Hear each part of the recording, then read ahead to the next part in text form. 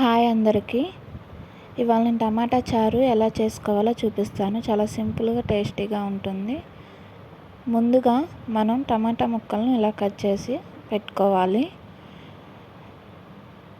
Mixie గిన్నెలో. తర్వాత ఒక పెద్ద సైజు ఉల్లిపాయను కట్ చేసి పెట్టుకోవాలి. చిన్న నిమ్మ సైజు అంతా చింతపండును నానబెట్టుకోవాలి నీళ్ళల్లో. తర్వాత టమాటాలను ఇలా పేస్టాలుగా పట్టుకోవాలి. చూపిస్తున్నాను చూడండి, ఈ విధంగా పట్టుకోవాలి. మనం ఒక కడాయి పెట్టుకొని గ్యాస్ ఆన్ చేసుకోవాలి. అందులో మనం 2.5 స్పూన్ల ఆయిల్ వేసుకోవాలి. ఆయిల్ హీట్ అయ్యాక జీలకర్ర వేసుకోవాలి.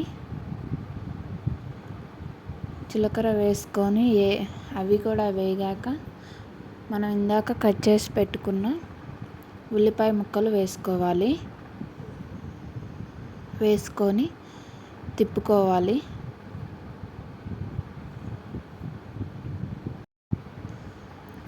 తిప్పుకొని మళ్ళొకసారి 2 రెబ్బల కరివేపాకు వేసుకోవాలి.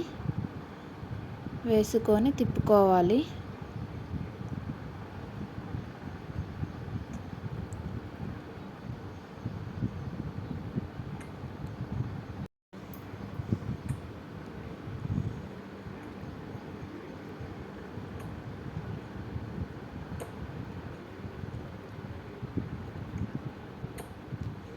అందులో మనం ఇప్పుడు 1/2 టీ స్పూన్ పసుపు వేసుకోవాలి. 1/2 టీ స్పూన్ పసుపు వేసుకొని కలుపుకోవాలి. కలుపుకున్నాక 1/2 టీ స్పూన్ అల్లం పేస్ట్ వేసుకొని మళ్ళొకసారి కలుపుకోవాలి.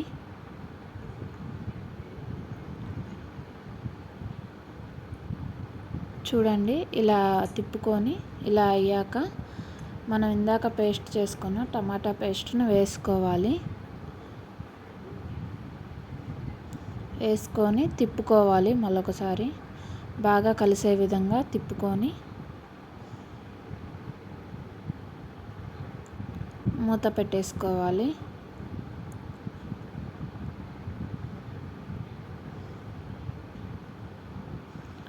ఒక 5 నిమిషాల తర్వాత మూత తీసుకొని మళ్ళొకసారి తిప్పి మూత పెట్టుకోవాలి. మళ్ళా తీసి చూపిస్తున్నాను. ఇలా నూనె అంతా పైకి తేలాక 2 టీ స్పూన్ల కారం వేసుకొని తిప్పుకోవాలి. బాగా కలిసే విధంగా తిప్పుకొని ఇందాక మనం నానబెట్టుకున్న చింతపండు రసాన్ని వేసుకోవాలి. మరియు దాంట్లో 2 కప్పుల నీళ్లు పోసుకోవాలి.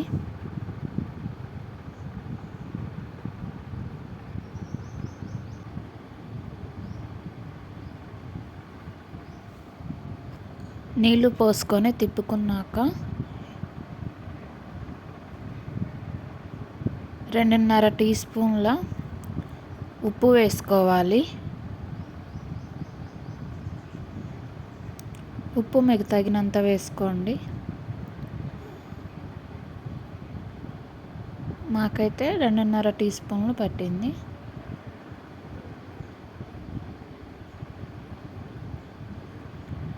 ఉప్పు వేసుకొని మళ్ళొకసారి తిప్పుకోవాలి.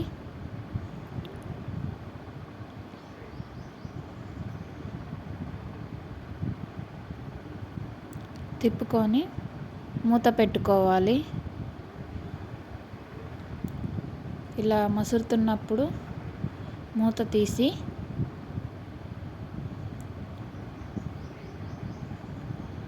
పావు టీ స్పూన్ ధనియాల పొడి, 1 టీ స్పూన్ కొబ్బరి పొడి వేసుకోవాలి.